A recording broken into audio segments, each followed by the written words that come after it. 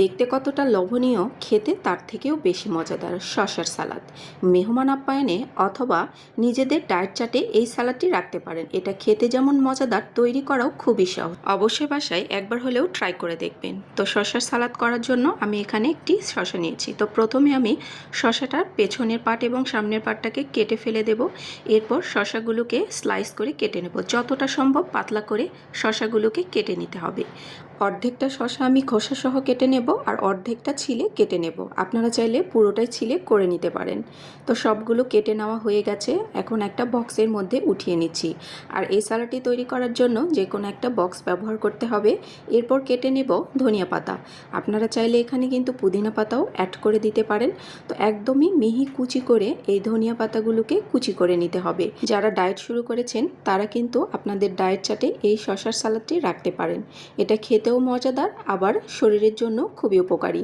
পাতাগুলোকে একদমই মিহি কুচি করে কেটে নেওয়া হয়ে গেছে। এখন এগুলোকেও বক্সের মধ্যে উঠিয়ে নিচ্ছি। তো বক্সের মধ্যে এখন দিয়ে নিচ্ছি সামান্য একটু লবণ।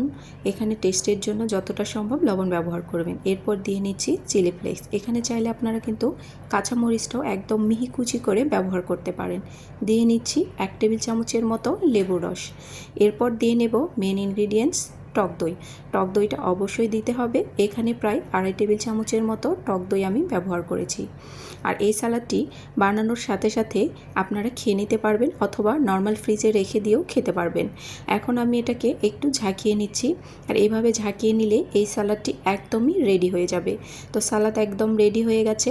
এখন আমি আপনাদেরকে পরিবেশন করে দেখিয়ে দিচ্ছি। দেখুন সালাডটা তৈরি করা কতটা সহজ, তাই না? বাসায় অবশ্যই একবার হলেও এইভাবে সালাডটি ট্রাই করে দেখবেন। বিরিয়ানি অথবা সাদা পোলাও যে কোনো কিছুর সাথে এই সালাদটি পরিবেশন করতে পারেন। এটা দেখতে যেমন লোভনীয়, খেতেও ততই মজাদার।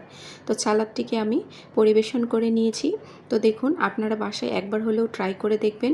আর যদি আমার রেসিপিগুলো আপনাদের কাছে ভালো লেগে থাকে অবশ্যই চ্যানেলটিকে সাবস্ক্রাইব করবেন। আর যারা ফেসবুক পেজ থেকে দেখছেন অবশ্যই পেজটিকে ফলো দিয়ে রাখবেন এরকম নিত্য নতুন রেসিপি সবার আগে দেখার জন্য। এই পর্যন্তই, সবাই ভালো থাকবেন। আল্লাহ হাফিজ। আসসালামু আলাইকুম।